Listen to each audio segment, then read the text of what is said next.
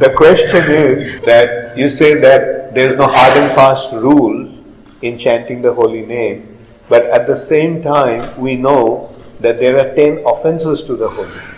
Like there are offenses to the holy name, but at the same time you are saying there is no hard and fast. This no restrictions means no restrictions for time, place, circumstances, etc. for chanting the holy name. That means anybody at any time, in any condition, at any place can chant the holy name. But the holy name itself has consideration. Like the holy name is Krishna Himself. But if there is offense to the holy name, then it doesn't become holy. It is just sound vibration. But the sound, Krishna, becomes Krishna only when there is no offense. So chanting that name, there is no restriction. They are not chanting the Hare Krishna.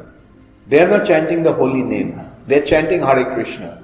But they are not chanting holy name. They are chanting the offenses to the holy name. Okay, I'll give you an example. I'm calling Ravi, with an understanding that Ravi is a person and he is in this room, or he is there. Now, even if I am looking at that direction and say Ravi, Ravi will respond.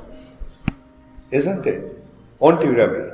But if I kind of express, in a certain way that I am angry with him, I am offensive to him, then will Ravi respond? If I just, Ravi is this, Ravi is that. Krishna will respond to the holy name. When the name is chanted in a proper way with due love behind the chant. But if the offense is there, like if we are offending Krishna, then Krishna won't respond to the name chanting. Not to have the knowledge is not an offense. You get it? That is innocent.